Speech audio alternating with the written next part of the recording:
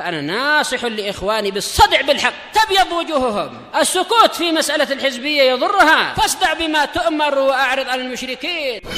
سلامي على دماج ورجالها والشيخ يحيى ودار العلم يا سعد بانيها. Bismillahirrahmanirrahim. Alhamdulillah hamdan katsiran tayyiban mubarakan fih. Kama yuhibbu rabbuna wa yardah. Asyhadu an la ilaha illallah wahdahu la syarika lah. Wa asyhadu anna Muhammadan abduhu wa rasuluh. Sallallahu alaihi wa ala alihi wa ashabihi wa man tabi'ahum bi ihsanin ila yaumiddin. Amma ba'd.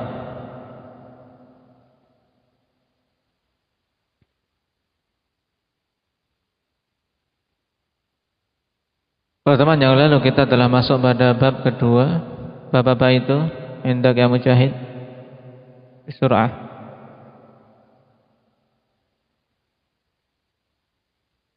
Taib.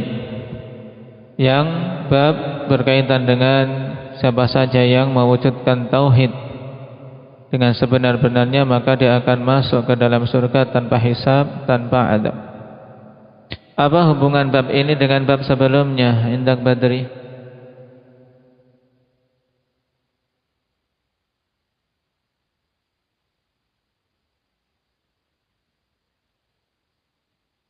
Terus bab sebelumnya berkaitan dengan keutamaan tauhid ini juga. Hubungannya bagaimana?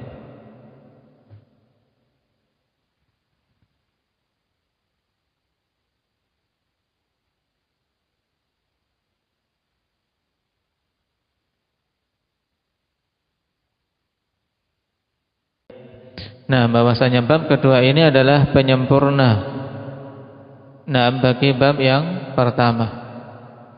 Ini jelas dari kalimat Imam Sa'di, "Akhwan hadzal bab takmilun lil babil ladzi qablah." Ya, penyempurna untuk bab sebelumnya. Karena pada bab sebelumnya menjelaskan tentang keutamaan tauhid secara umum, dan untuk bab ini secara khusus lebih pada mereka-mereka yang mencapai tauhid yang sempurna, yaitu betul-betul mewujudkan ketauhidan, maka mereka akan masuk surga tanpa hisab. Indak ya Raihan, masuknya manusia ke dalam surga ada berapa jenis? Ada 3 jenis. Apa saja?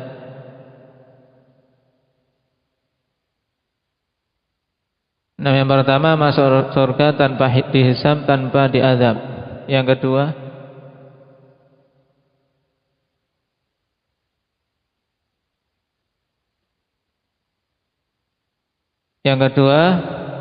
yang masuk surga setelah dihisab dengan hisab yang ringan. Mereka juga tidak merasakan azab, tapi menjalani hisab, cuman hisabnya adalah hisaban yasira. Yang ketiga, yang keras.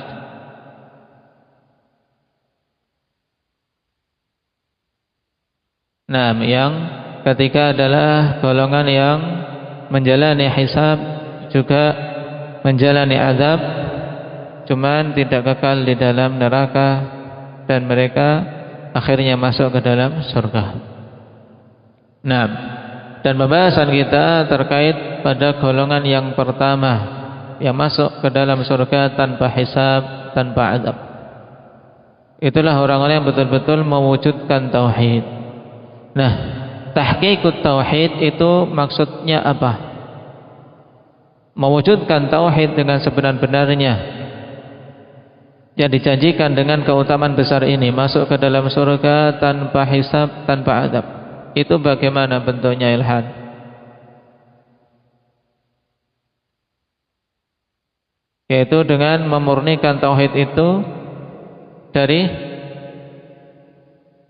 syirik besar maupun syirik kecil, dari kebid'ahan baik qauliyah, i'tiqadiyah maupun fi'liyah, amaliyah. Terus dan dibersihkan dari kemaksiatan-kemaksiatan.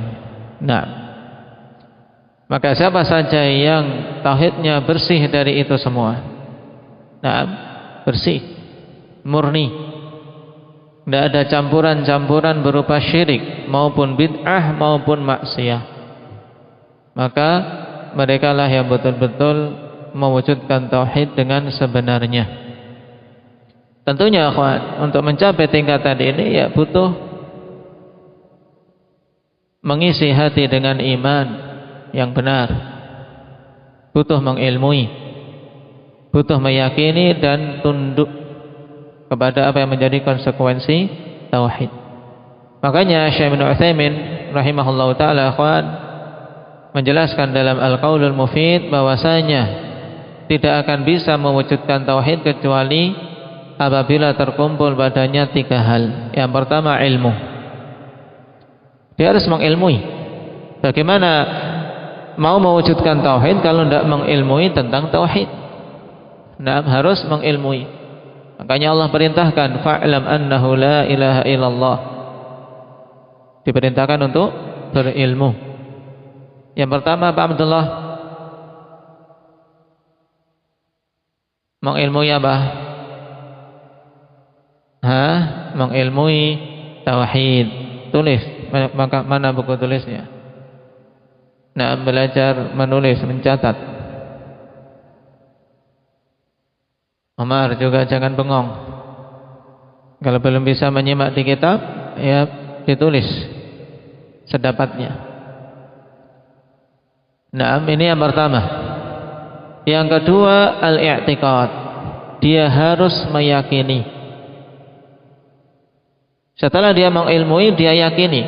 Kalau dia mengilmui tapi tidak meyakini, bahkan menyombongkan diri, maka tidak akan bisa mewujudkan tauhid. Sebagaimana orang-orang kafir, mereka tahu tentang makna la ilaha illallah tapi tidak mau meyakininya, bahkan mengingkari.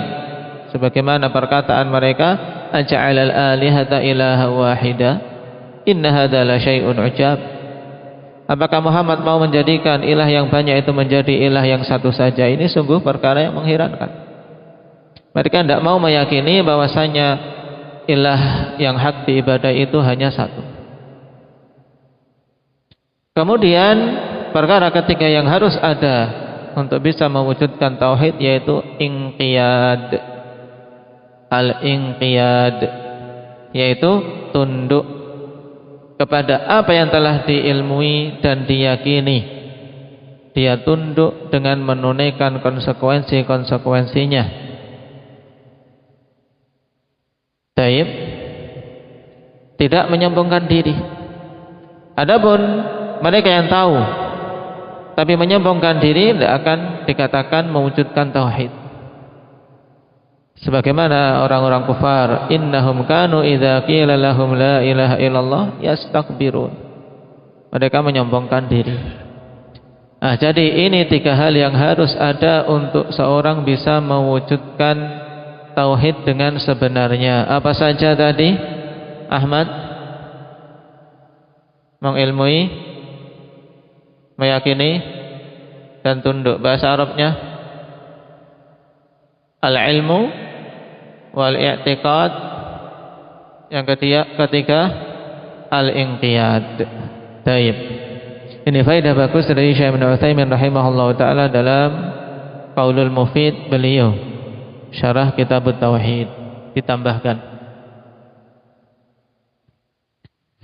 Nah, kita adalah mengambil 2 ayat, insyaallah kita murajaah pada pertemuan berikutnya. Kita ambil dulu hadis yang dibawakan oleh Syekh. Hadisnya panjang sehingga antum butuh mencicil menghafalnya. Kita baca dulu.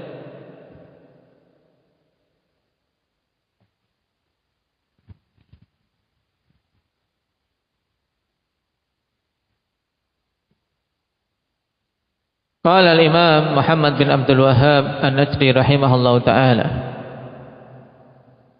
an Husain ibn Abdurrahman qala kuntu 'inda Sa'id ibn Jubair faqala ayyukum ra'al kawkab alladhi inqadda al-barihah Fakultu ana.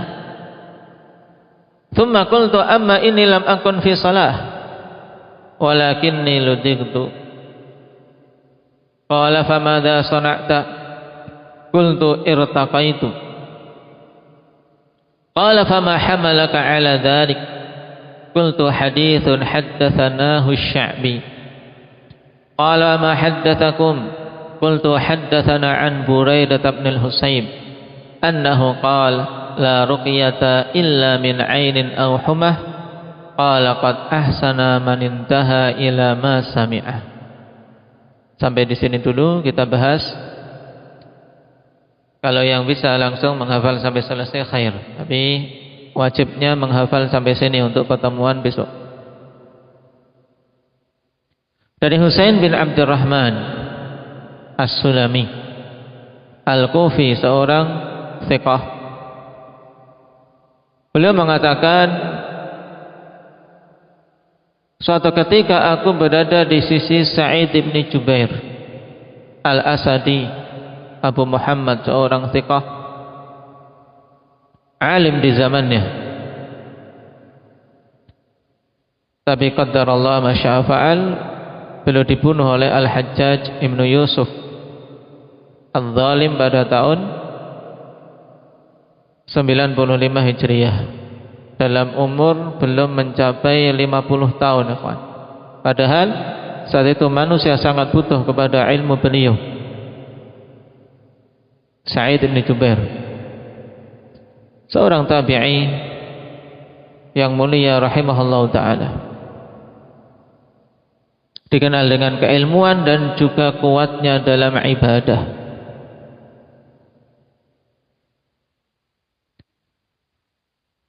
Faqala, maka beliau kemudian mengatakan, ayyukum ra'al kawkabal ladhin qaddal barihah? Siapa di antara kalian yang melihat bulan yang melihat bintang yang jatuh tadi malam? Al-Kaukab jelas apa? Bintang. Inqadha ay saqata, yang jatuh. Al-Barihah, penggunaan kata Al-Barihah secara urf Arab, akhwani fillah, ini diungkapkan kalau sudah lewat zawal. Nah, sekarang kalau kita mau mengungkapkan tadi malam, maka ungkapannya kalau mengucapkannya saat ini namanya apa? Al-Barihah. Tapi kalau mengucapkannya tadi sebelum zuhur, antum ucapannya apa? Al-Lailah. Sama-sama maknanya tadi malam. Nah, sama maknanya tadi malam, tapi kalau kita mengucapkannya sebelum zawal, sebelum zuhur, maka ungkapannya apa? Al-Lailah. Dan jika kita mengatakannya setelah zawal, setelah matahari tergelincir, yaitu setelah zuhur mudahnya, maka kita ungkapkan Al-Barihah. Nah, di sini Sa'id bin Jubair bertanya kepada Husain bin Abdurrahman, siapa di antara kalian yang melihat bintang jatuh tadi malam? Berarti mereka berbincang-bincang itu intinya pada waktu setelah apa? Setelah melewati zuhur. Fakultu ana, maka Husain bin Abdurrahman kemudian mengatakan saya. Thumma qultu, kemudian aku katakan, amma inni lam akun fi salatin walakinni ludihtu.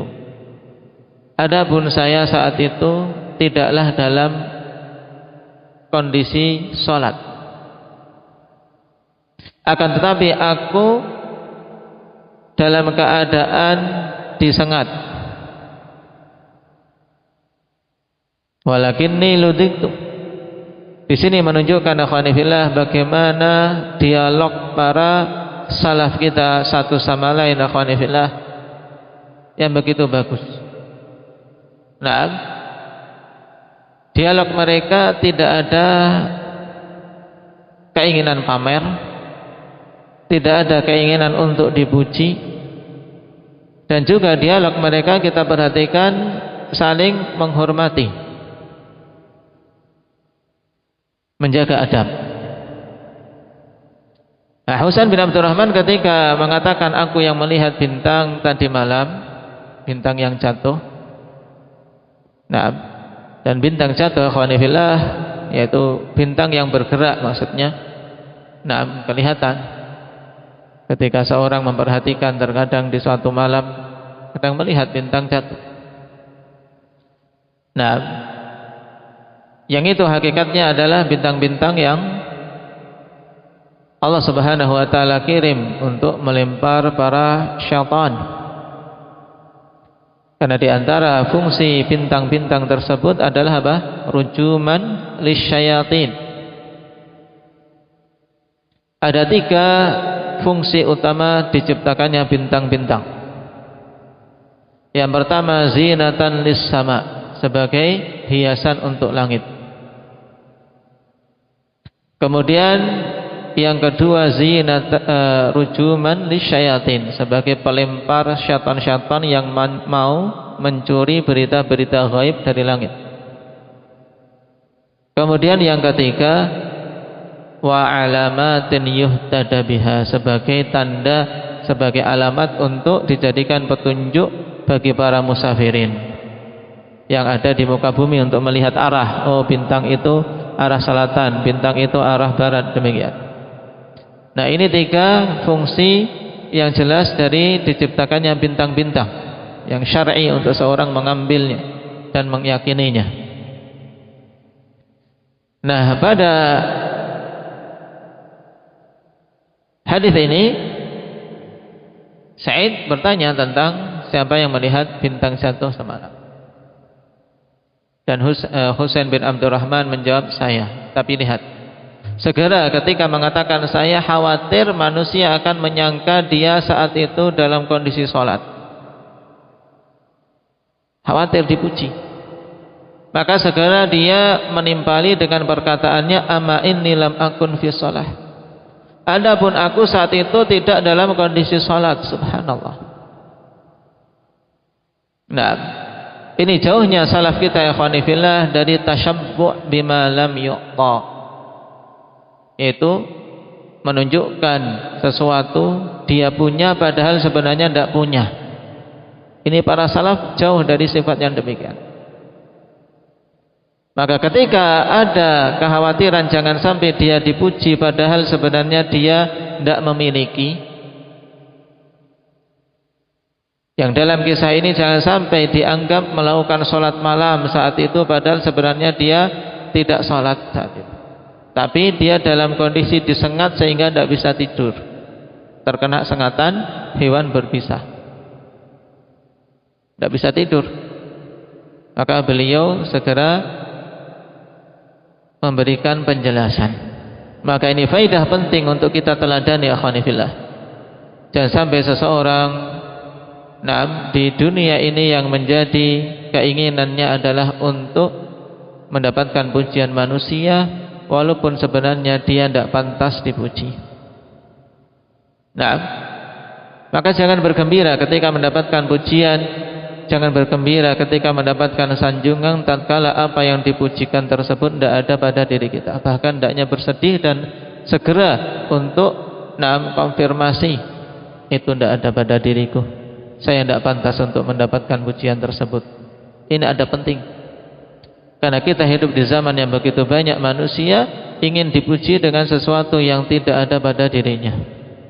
Di zaman yang banyak manusia menunjukkan seakan-akan dirinya memiliki hal yang pantas untuk dibanggakan padahal sebenarnya tidak punya apa-apa, baik itu dari sisi ilmu ataupun dari sisi yang lain. Rasul sallallahu alaihi wasallam telah mengatakan at-tashabbu bima lam yu'ta kalabisi thawbaizur. Seorang yang menunjukkan dirinya memiliki sesuatu dengan hal yang tidak dia miliki, yang tidak diberikan oleh Allah Subhanahu wa taala kepadanya, maka dia ibaratnya seperti seorang yang memakai 2 pakaian kedustaan wal iyadzu billah.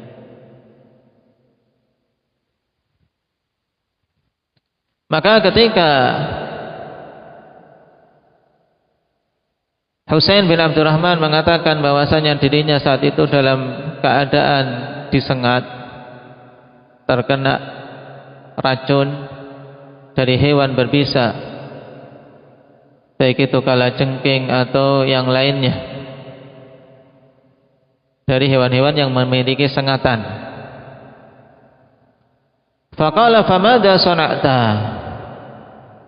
Sa'id bin Jubair kemudian bertanya terus, apa yang Anda lakukan?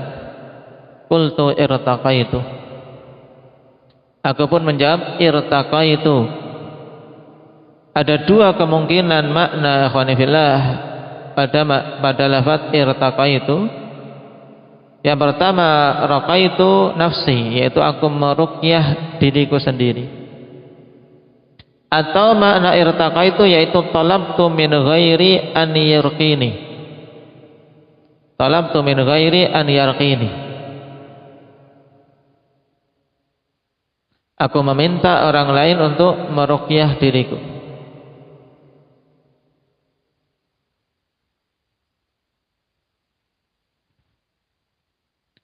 Maka ketika diberitahu bahwasanya saat itu dia meruqyah atau minta diruqyah,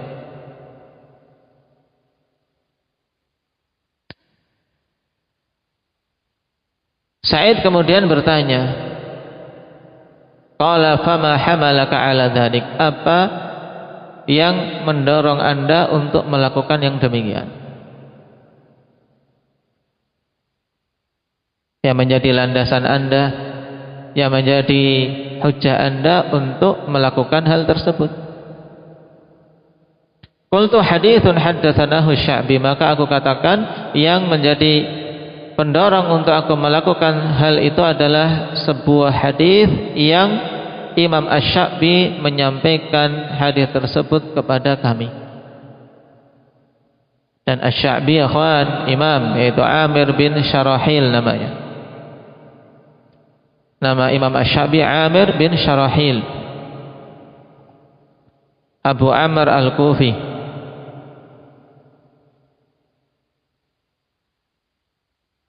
Yang berasal dari Hamdan, dari Yaman. Seorang yang Allah Subhanahu wa taala berikan kekuatan hafalan yang luar biasa. Sampai-sampai beliau mengatakan, "Maka tabtu sauda fi baydha qat." Aku tidak pernah menulis tinta hitam di atas lembaran putih sekalipun. Jadi tidak pernah menulis. Kenapa? Karena setiap ada orang menyampaikan hadis kepada beliau, beliau tidak pernah minta untuk diulangi dan beliau langsung hafal. Wala haddatsani rajulun bihaditsin illa hafidtuh. Tidaklah seorang pun menyampaikan kepadaku satu hadis kecuali aku menghafalnya. Ini Asy-Sya'bi rahimahullahu taala, dzalika fadlullah yu'tihi man yasha. Nah, Asy-Sya'bi menyampaikan hadis qala wa ma haddatsakum, maka kemudian Sa'id bin Jubair bertanya lagi, apa yang beliau sampaikan hadis kepada kalian? Ini juga menunjukkan kebiasaan mereka ikhwan dari sisi sikap ilmiah. Sikap ilmiah sangat dijunjung tinggi oleh pendahulu kita. Ketika mereka berdialog, nah dialog-dialog mereka syarat dengan ilmu. Dan ini banyak sekali kita dapati pada dialog yang terjadi antar tabi'in atau antar sahabat. Nah, di mana dialog yang penuh adab dan dialog untuk saling istifadah, saling mengambil faedah satu sama lain. Hadis apa yang disampaikan oleh Sya'bi kepada kalian? Qultu haddatsana an Buraidah bin al-Husayb annahu qala la ruqyata illa min 'ainin aw humah. Maka kemudian Husain bin Abdurrahman menyampaikan hadisnya. Naam, haddatsana an Buraidah bin al-Husayb. Imam Asy-Sya'bi menyampaikan hadis kepada kami dari Buraidah bin al-Husayb, seorang sahabi. Naam, Abu Abdullah atau juga dikenal dengan Abu Sahal. seorang sahabi yang ikut menyaksikan peperangan Khaybar bersama Rasulullah sallallahu alaihi wasallam.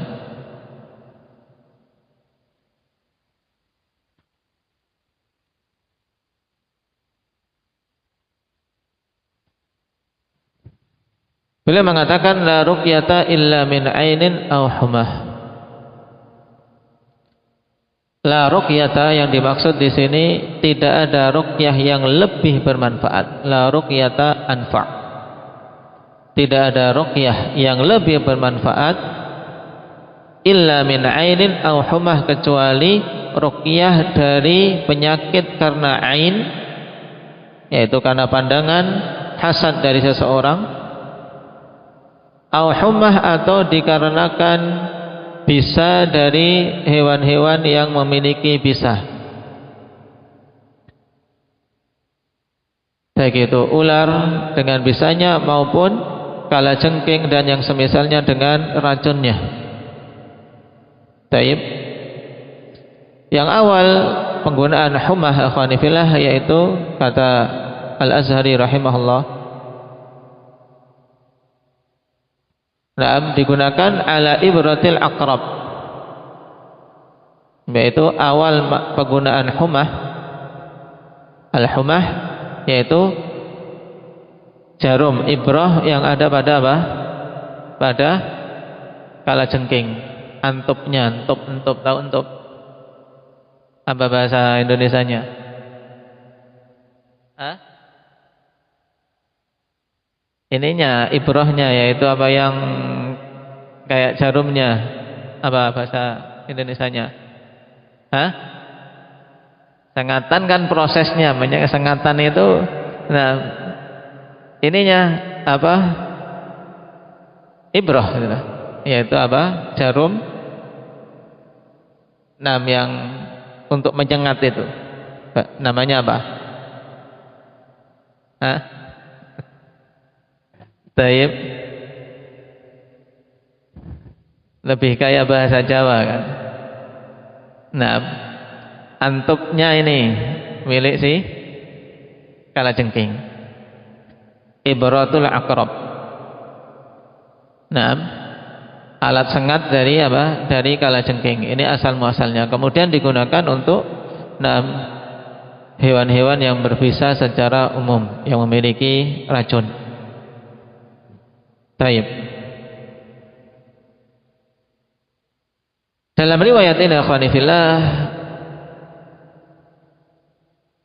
Asy-Syafi'i rahimahullah taala meriwayatkan hadis dari Buraidah Ibn al-Husayb secara mauquf.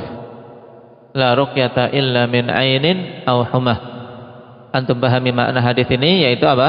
Bukan maksudnya tidak boleh meruqyah kecuali pada penyakit ain dan akibat bisa dari hewan-hewan berbisa, bukan.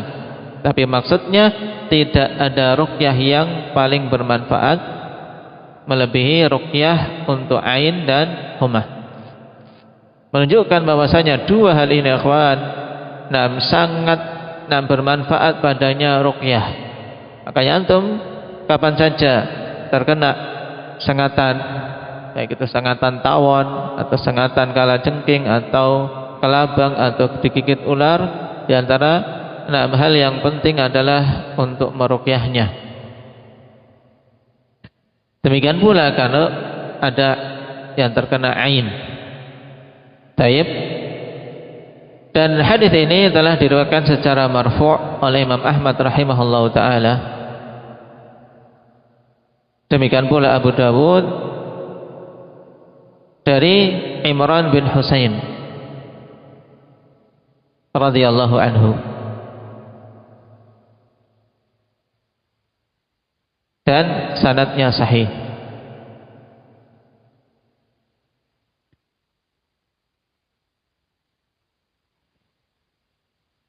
Adapun yang disebutkan dalam matan ini riwayat siapa?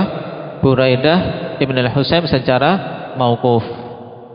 Nah, antum tambahkan nanti wa jaa marfu'an bi sanadin sahih inda Ahmad an Imran ibn Husain radhiyallahu anhu. Ini faedah penting. Kenapa? Karena pendalilan yang paling kuat adalah dengan riwayat yang marfu', yang sampai kepada Nabi sallallahu alaihi wasallam. Tayyib.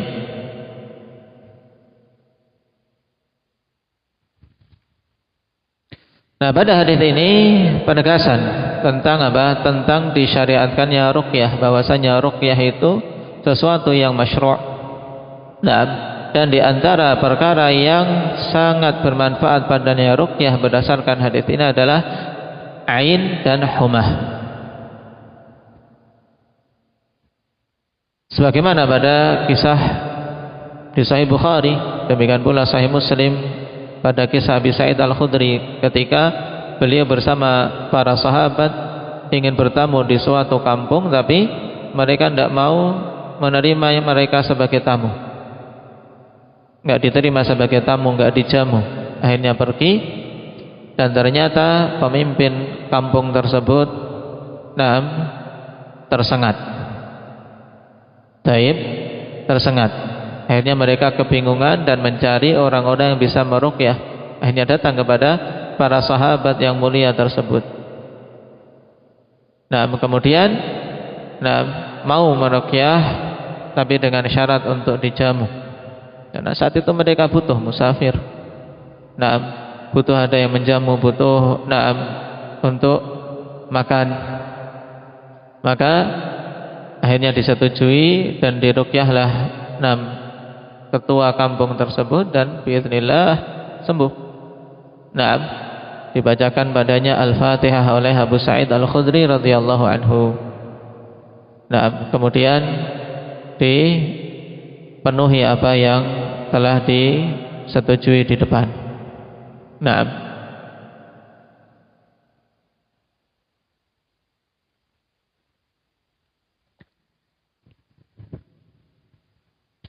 Dan juga Nabi SAW telah mencontohkan penggunaan ruqyah pada hal-hal selain ain atau humah, yaitu ketika beliau mendapati sakit pada diri beliau, juga pada keluarga beliau, beliau membacakan Al-Falaq dan An-Nas, dan ini ruqyah.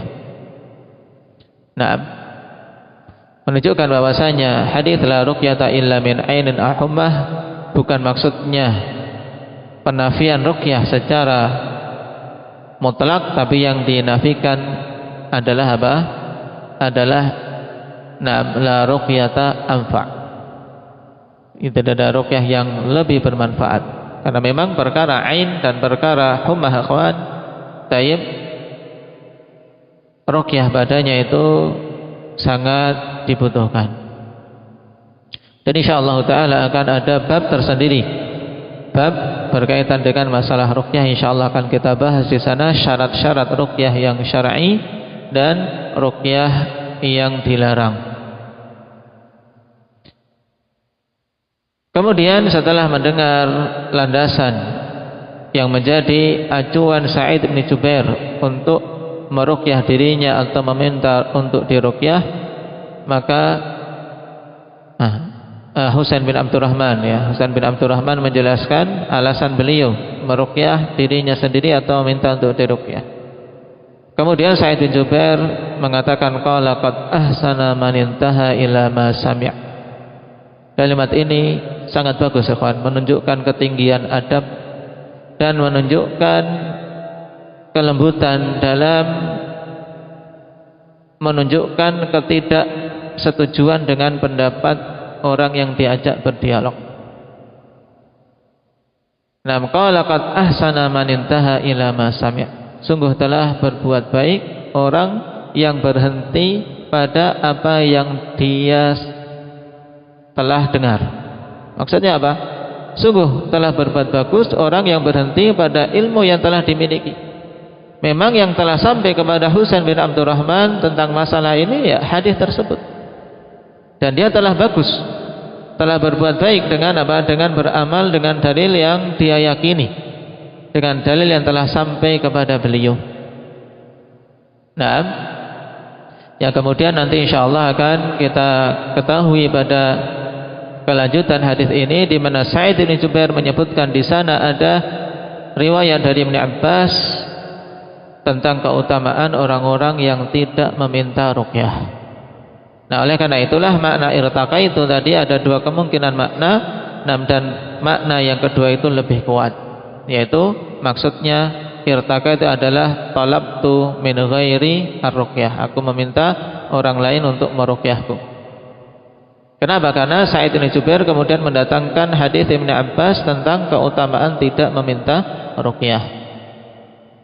Nah, cuman penting di sini untuk kita ambil dari sisi adab sebelum kita melanjutkan hadis ini pada pertemuan berikutnya, yaitu pada kalimat Sa'id bin Jubair qad ahsana man intaha ila ma sami'. Seorang butuh beradab dengan dalil. Kapan saja kita mengetahui suatu ilmu, dan sampai kepada kita suatu dalil, ya kita berhenti pada dalil tersebut.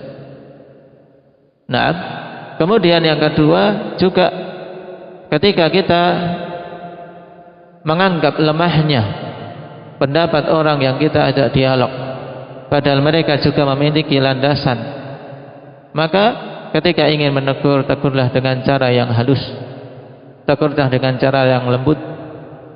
Karena sungguh ikhwan, ini sikap ilmiah yang dari masa ke masa semakin menipis, semakin sedikit untuk apa? Untuk dipakai oleh para thalabatul ilm.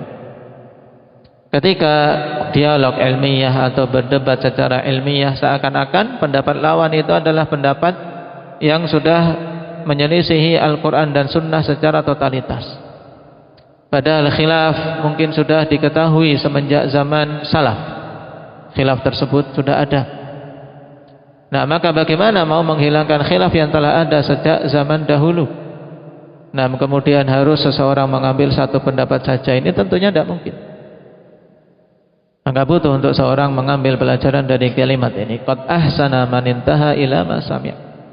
Seorang yang memang meyakini suatu pendapat itu hak berdasarkan dalil yang dia yakini itu hak, dan memang khilaf yang ada adalah khilaf yang mu'tabar, yang telah diakui.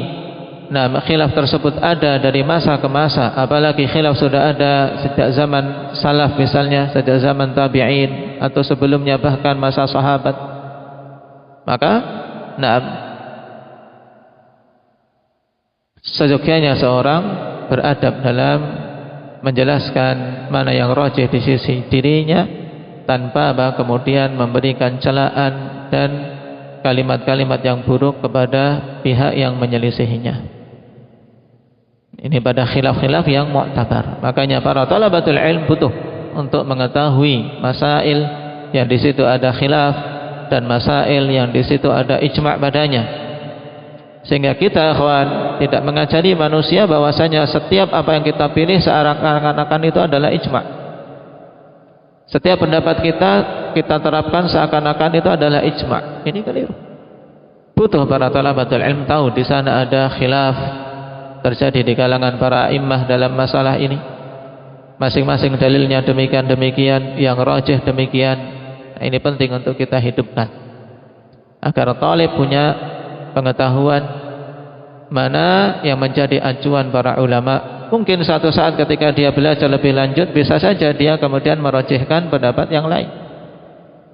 Yang penting tadi untuk seorang berhenti pada perkara yang memang dia ilmui. Qad ahsana man intaha ila ma sami'. Naktafi bihadza walhamdulillahi rabbil alamin.